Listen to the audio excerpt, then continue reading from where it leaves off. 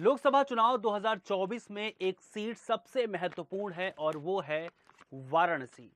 क्योंकि यहां से खुद प्रधानमंत्री नरेंद्र मोदी चुनाव लड़ते हैं और इस बार लगातार तीसरी बार उन्होंने पर्चा दाखिल कर दिया है। यानी कि नरेंद्र मोदी एक बार फिर से वाराणसी से लोकसभा चुनाव लड़ेंगे और बहुत हद तक ये माना जा रहा है कि सांसद चुन करके भी आएंगे, क्योंकि नरेंद्र मोदी को वहां की जनता पसंद करती है इस वजह से चूंकि उन्होंने काशी विश्वनाथ का भव्य कॉरिडोर बनवाया है, काशी विश्वनाथ के लिए बेहद बड़ा भव्य मंदिर बनवाया है और वाराणसी की जनता को समय समय पर वो हमेशा उपहार देते रहे हैं। यानी वाराणसी की जनता का प्रधानमंत्री नरेंद्र मोदी से एक अलग ही लगाव देखा जाता है।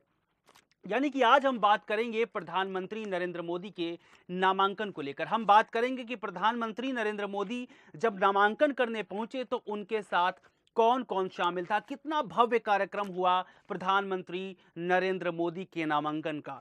इसके अलावा हम चर्चा करेंगे कि जो उनके साथ 4 प्रस्तावक पहुंचे थे, क्योंकि उन प्रस्तावकों की बहुत चर्चा हो रही है, वो प्रस्तावक दरअसल थे कौन और प्रस्तावक क्यों हर उम्मीदवार के साथ जाते हैं, प्रस्तावक हर उम्मीदवार के लिए जरूरी क्यों होते हैं, कितने प्रस्तावक होने चाहिए एक उम्मीदवार के लिए, इस बात पर भी हम आज चर्चा करेंगे।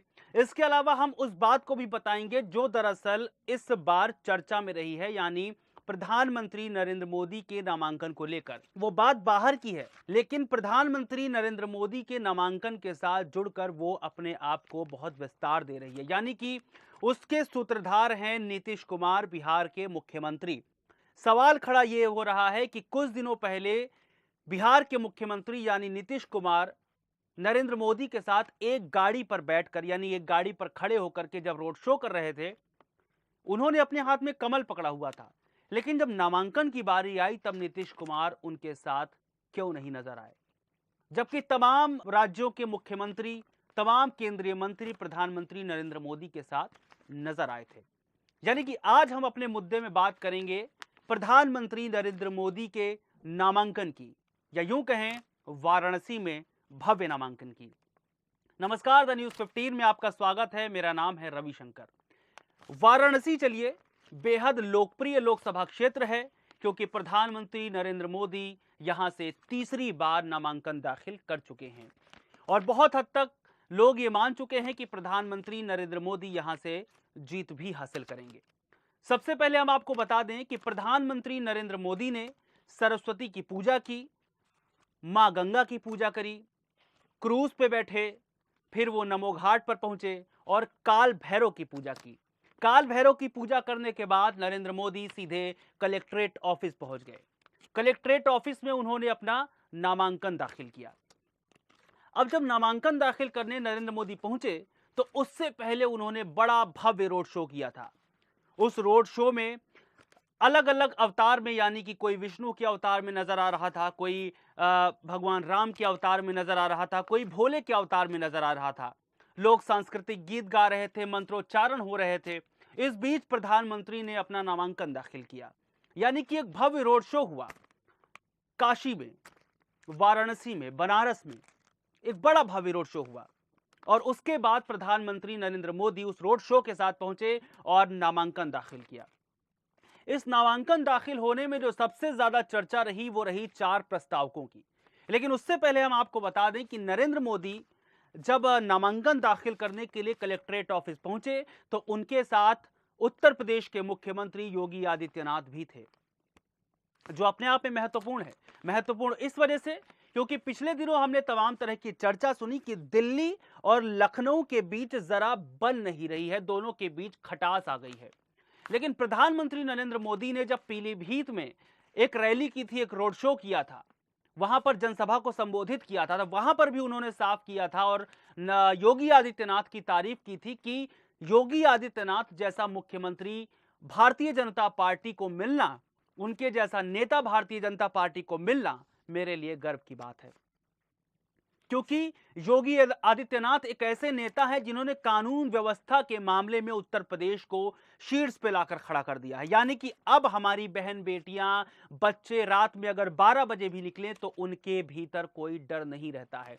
यानी कि योगी आदित्यनाथ का अब नामांकन में उनके साथ पहुंचना इन सारे विवादों को, इन सारे भ्रम को दूर कर देता है कि योगी आदित्यनाथ और प्रधानमंत्री नरेंद्र मोदी या फिर केंद्र सरकार में मंत्रियों के साथ कोई खटास है।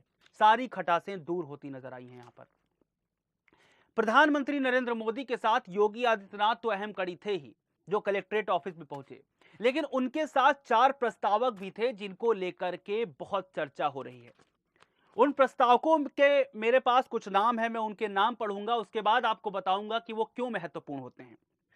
उन प्रस्तावकों में जो नरेंद्र मोदी के साथ पहुंचे उसमें सबसे पहले थे शास्त्री द्रविड़। शास्त्री द्रविड़ के बारे में मैं आपको बता दूं कि ये वही शख्स हैं जिन्होंने राम मंदिर में भगवान श्री राम की जब मूर्ति स्थापित हुई, जब वो रामलला स्थापित किए गए, जब उनकी प्राण प्रतिष्ठा हुई, तब तमाम सवाल खड़े हो रहे थे कि आखिर बेसमय बेवक्त रामलला की मूर्ति स्थापित क्यों की गई, क्यों आखिर उनका अनावरण किया गया, यानी कि क्यों उनकी प्राण प्रतिष्ठा की गई। तो बाद में इस सवाल का जवाब आया कि वाराणसी के एक महंत ने शुभ मुहूर्त निकाला था और वो मुहूर्त निकालने वाले शास्त्री द्रविड़ थे।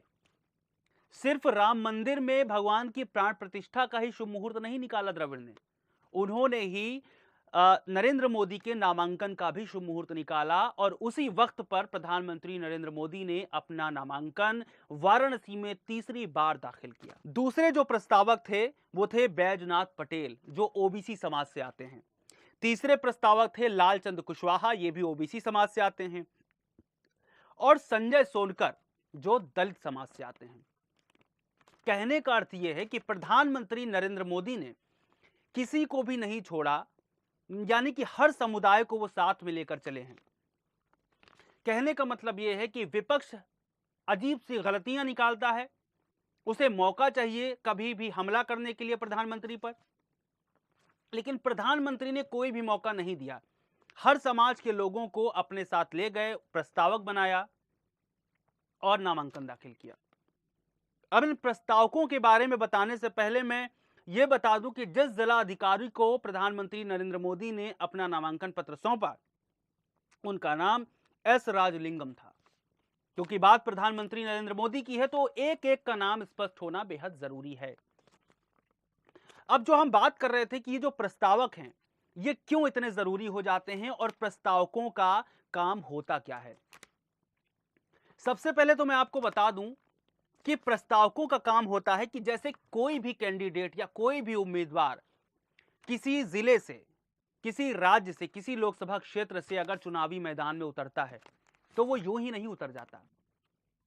वहां की जनता, वहां के लोकल लोग एक गुट बना करके अपना नेता चुनते हैं और उसका नाम कलेक्ट्रेट ऑफिस में प्रस्तावित करते हैं, या यूं कहें कि किसी राजनीतिक दल के सामने प्रस्तावित करते हैं। वो प्रस्ताव रखेंगे कि ये जो इंसान है, ये जो शख्स है, वो हमारे इलाके के लिए सबसे जरूरी है, क्योंकि यही शख्स है जो हमारे इलाके में हमारे लिए काम कर सकता है। यानी कि उम्मीदवार को अगर आप ये सोचिए कि दल चुनते हैं, वो तो एक अनाधिकारिक तौर पर चीजें हो गई, लेकिन आधिकारिक तौर पर जो एक कैंडिडेट का नाम है, यानी कि एक उम्मीदवार का नाम है, वो स्थानीय लोग चुनते हैं। और ये चार के चारों प्रस्तावक स्थानीय हैं, यानी कि स्थानीय लोग जो होते हैं वो प्रस्ताव रखते हैं कि ये हमारा कैंडिडेट है। और आपको यहां पर एक चीज और बता दूं कि इन प्रस्तावकों की एक खास बात होती है कि अगर कैंडिडेट या सीट, यानी कि लोकसभा क्षेत्र जिससे चुनाव लड़ा जा रहा है, अगर वो वीवीआईपी या वीआईपी होती है तो 4 या 5 प्रस्तावकों में काम चल जाता है, यानी 4 या 5 प्रस्तावक बहुत हैं। उदाहरण के तौर पर ले लीजिए, प्रधानमंत्री नरेंद्र मोदी के लिए 4 या 5 प्रस्तावक काफी हैं, मान्य हैं। रायबरेली में राहुल गांधी के लिए 4 या 5 प्रस्तावक काफी हैं, मान्य हैं। इसी तरीके से और भी लोकसभा क्षेत्र होंगे, जैसे लखनऊ का लोकसभा क्षेत्र ले लीजिए तो राजनाथ सिंह के लिए 4 या 5 प्रस्तावक काफी हैं, मान्य हैं, यानी कि वहां के 4 या 5 स्थानीय लोग राजनाथ सिंह का नाम पेश कर सकते हैं। मगर कोई आम कैंडिडेट अगर होगा जिसको जनता पहली बार देख रही है या जो पहली बार चुनाव लड़ रहा है या सीट वीआईपी नहीं हुई, तो उसके लिए 10 प्रस्तावक होने बेहद जरूरी हैं। यानी कि 10 प्रस्तावक चाहिए ही चाहिए, तभी माना जाएगा कि हां ये कैंडिडेट चुनाव लड़ने के काबिल है। ये तो रही प्रस्तावकों की बात। लेकिन इसमें इसके पहले जो सारा कार्यक्रम हुआ और इसके बाद जो कार्यक्रम हुआ वो मैं आपसे साझा करूंगा। सबसे पहले तो मैं ये बात आपके सामने रखूंगा कि प्रधानमंत्री नरेंद्र मोदी के इस कार्यक्रम में पहुंचा कौन कौन था। मेरे पास एक तमाम नाम है जिसमें प्रधानमंत्री के नामांकन में दाखिल होने वालों में जो सबसे बड़ा नाम था वो गृह मंत्री अमित शाह हैं, उसके बाद रक्षा मंत्री राजनाथ सिंह हैं। इन दोनों नेताओं के साथ बहुत सारे केंद्रीय मंत्री भी शामिल हुए। इसके अलावा भाजपा और आरजेडी के शासित राज्यों में कई मुख्यमंत्री शामिल हुए, बहुत सारे लोग शामिल हुए, जैसे आरएलडी के अध्यक्ष जयंत चौधरी भी आए। लोक जनशक्ति पार्टी यानी जो बिहार की रामविलास पार्टी है उसके अध्यक्ष चिराग पासवान भी शामिल हुए। अपना दल एस की अध्यक्ष अनुप्रिया पटेल और सुहेल देव यानी कि सुभाषपा के अध्यक्ष ओम प्रकाश राजभर भी आए और वो प्रधानमंत्री के साथ देखे गए। सबसे बड़ी बात तो ये है क्योंकि राजभर को लेकर के जिस तरह से असमंजस बना रहता है भारतीय जनता पार्टी में, वो कहीं पर भी रहते हैं, वो प्रधानमंत्री के साथ साथ अगर लगे रहे तो ये अपने आप में बड़ा संदेश है कि जो उनका बड़बोलापन है उसको भारतीय जनता पार्टी दरअसल संभाल रही है, संभालते हुए दिख रही है। इसके अलावा उत्तर प्रदेश के मुख्यमंत्री तो थे ही जो नामांकन दाखिल करते वक्त भी साथ में गए। फिर पुष्कर सिंह धामी उत्तराखंड के मुख्यमंत्री देखे गए, मोहन यादव मध्य प्रदेश के, विष्णुदेव साय छत्तीसगढ़ के मुख्यमंत्री, एकनाथ शिंदे महाराष्ट्र, भजन लाल शर्मा राजस्थान, हेमंत बिश्व शर्मा असम, नायब सिंह सैनी हरियाणा, प्रमोद सावंत गोवा, प्रेम सिंह तमांग सिक्किम और मणिक शाह त्रिपुरा के नाम भी शामिल हैं जो प्रधानमंत्री के नामांकन कार्यक्रम में पहुंचे थे।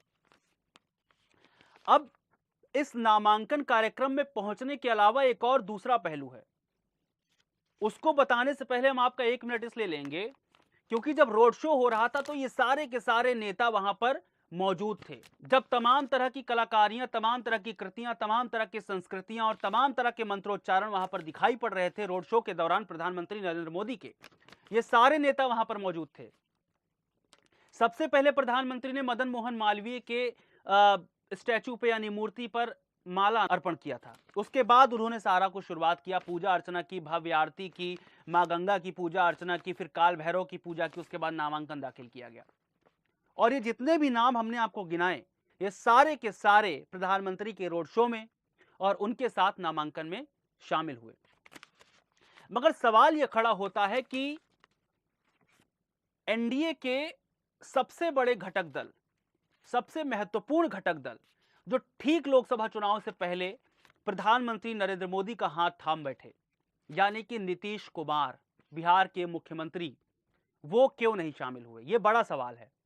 ये बड़ा सवाल और इसलिए हो जाता है क्योंकि 2 से 3 दिन पहले नीतीश कुमार प्रधानमंत्री नरेंद्र मोदी के सामने पटना के रोड शो में उनके साथ एक गाड़ी पर नजर आ रहे थे। प्रधानमंत्री नरेंद्र मोदी जब लंबे रोड शो में एक गाड़ी पर खड़े थे, उनके दाएं हाथ पर रविशंकर प्रसाद थे, उनके पीछे उप मुख्यमंत्री सम्राट चौधरी थे, उनके बाएं हाथ पर नीतीश कुमार थे। और इसमें सबसे मजे की बात यह है कि नीतीश कुमार के हाथ में तीर यानी कि उनके जेडीयू का चुनाव चिन्ह ना होकर के प्रधानमंत्री नरेंद्र मोदी की पार्टी भारतीय जनता पार्टी का चुनाव चिन्ह कमल था। जिसके बाद तेजस्वी यादव यानी नेता विपक्ष ने या फिर बाकी विपक्ष के नेताओं ने बड़े सवाल खड़े किए कि नीतीश कुमार के हाथ में कमल क्यों है, भारतीय जनता पार्टी क्या चाहती है, क्या भारतीय जनता पार्टी नीतीश कुमार की पार्टी का विलय भारतीय जनता पार्टी में कराना चाहती है, क्या नरेंद्र मोदी, अमित शाह और बिहार की जो भाजपा है वो मिल करके नीतीश कुमार के खिलाफ कोई षड्यंत्र रच रही है? ये सवाल बड़ा है क्योंकि नीतीश कुमार के हाथ में एक कमल देखा गया है।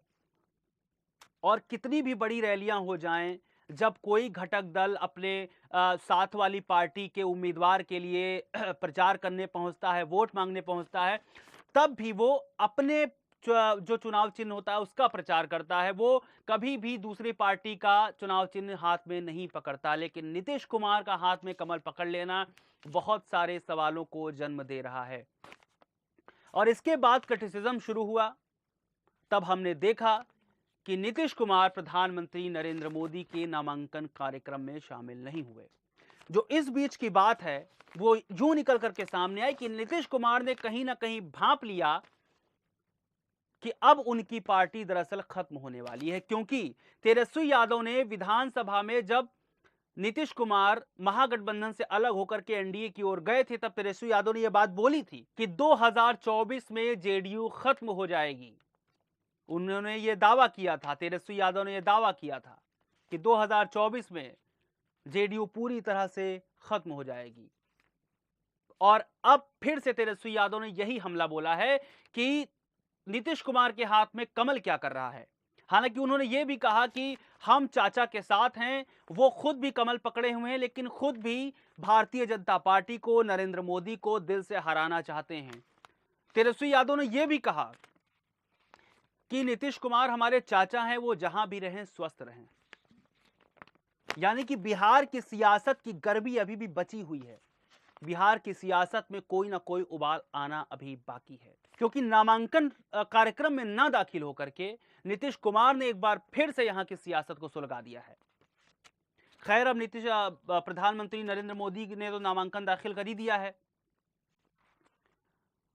और इनके सामने कांग्रेस के अजय राय हैं, जिनका कोई बहुत बड़ा जनाधार प्रधानमंत्री नरेंद्र मोदी के सामने नजर नहीं आता, लेकिन पिछली बार 2019 में भी अच्छी फाइट देते नजर आए थे। इस बार हो सकता है कि थोड़ा सा फाइट दें, क्योंकि माहौल बदला हुआ नजर आ रहा है। लेकिन जिस हिसाब से नरेंद्र मोदी के नामांकन कार्यक्रम में भीड़ इकट्ठा हुई, रोड शो में जिस तरह से जनसैलाब उमड़ा, वैसे तो नहीं लगता कि कांग्रेस पार्टी कहीं पर भी नरेंद्र मोदी के सामने या उनका कैंडिडेट नजर आ रहा है। इसके अलावा एक और कैंडिडेट नरेंद्र मोदी के सामने है, उनका नाम है श्याम रंगीला। नाम तो आपने सुना ही होगा। श्याम रंगीला वो शख्स हैं जो मोदी की मिमिक्री करते हैं। यानी कि जैसे मोदी, आपको याद होगा कि समुद्र किनारे कैसे कचरा उठा रहे थे सुबह टी शर्ट पहन के स्वच्छता अभियान के तहत, उन्होंने उसकी भी एक्टिंग की। प्रधानमंत्री की तरह मन की बात भी श्याम रंगीला नकल मार के करते हैं। प्रधानमंत्री की तरह ही वो पेट्रोल टंकी पर उनकी तस्वीर के सहारे खड़े हो जाते हैं और कहते हैं कि देखिए भाइयों और बहनों, हमने पेट्रोल सस्ता कर दिया। यानी कि श्याम रंगीला कॉमेडियन से, मिमिक्री आर्टिस्ट से अब प्रधान, जिसकी या यूं कहिए कि जिसकी वो मिमिक्री या नकल करते थे, जिसके सहारे उनकी कमाई चल रही थी, अब उसी के सामने वो चुनावी मैदान में खड़े हो गए हैं। ये अपने आप में दिलचस्प है। यानी कि कहने का मतलब यह है कि प्रधानमंत्री नरेंद्र मोदी बहुत बड़ा चेहरा है, बहुत बड़ा नाम है। उन्होंने नामांकन तो दाखिल कर दिया, लेकिन अजय राय और श्याम रंगीला इस चुनाव को बेहद दिलचस्प बना रहे हैं। और यह सवाल जो सबसे बड़ा यहां पर खड़ा हो रहा है कि नीतीश कुमार नरेंद्र मोदी के चुनावी नामांकन में शामिल क्यों नहीं हुए? क्योंकि नीतीश कुमार का वर्चस्व ऐसा है कि वो जिस साइड रहते हैं, यानी कि जिस दल में रहते हैं, जिस गठबंधन में रहते हैं, उसी गठबंधन की सीटें बिहार में ज्यादा आती हैं। आप उदाहरण ले लीजिए 2019 के लोकसभा चुनावों का, 40 में से 39 सीटें एनडीए के खाते में आई थी। तब नीतीश कुमार प्रधानमंत्री नरेंद्र मोदी वाली एनडीए में थे। एक सीट मात्र किशनगंज नाम की बिहार की, वो कांग्रेस के खाते में गई थी, जबकि आरजेडी शून्य हो गई थी, 0 हो गई थी। इस बार भी नीतीश कुमार एनडीए के साथ हैं, लेकिन अब ऐन वक्त पर नीतीश कुमार का नहीं जाना यह बड़ा सवाल खड़ा कर रहा है। हालांकि जो जमीनी हकीकत जो बाहर बताई जा रही, वो कहा जा रहा है कि नीतीश कुमार की तबीयत खराब हो गई थी, इसलिए वो नामांकन कार्यक्रम में शामिल नहीं हो पाए। लेकिन राजनीति में जो दिखता है वो होता नहीं है।